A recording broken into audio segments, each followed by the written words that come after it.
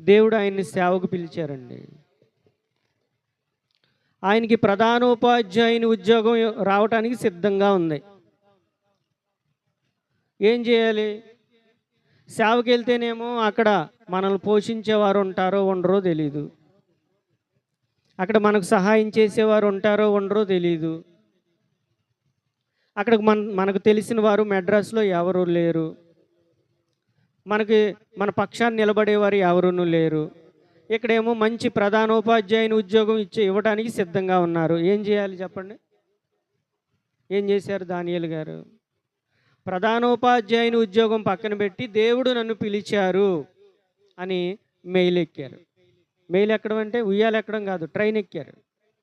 Train ఎక్కి మెడ్రాస్లో దిగారు. 1 సంవత్సరం తర్వాత వెనకాల అమ్మగారు వెళ్ళారు అక్కడికి.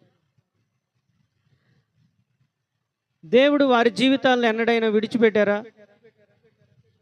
వారు ఆ ఉద్యోగాన్ని కోరుకుంటే, ఆ ఉద్యోగం మాత్రమే కోరుకుంటే వాళ్ళు ఎక్కడుండేవాళ్ళు? అక్కడే ఉండేవారు. కానీ దేవుని ఉన్నతమైన పిలుపునకు కలుగు బహుమానం కొరకు వెళ్ళారు. దేనికి వెళ్ళారండి? దేవుని ఉన్నతమైన పిలుపునకు కలుగు బహుమానం కొరకు వెళ్ళారు. దేవుడు ఇచ్చారా బహుమానం వారికి? వాళ్ళు ప్రధానోపాధ్యాయుని ఉద్యోగం నాకు చాలులే అనుకుంటే అక్కడనే ఆ మెక్లారెన్ స్కూల్లోనే ఒక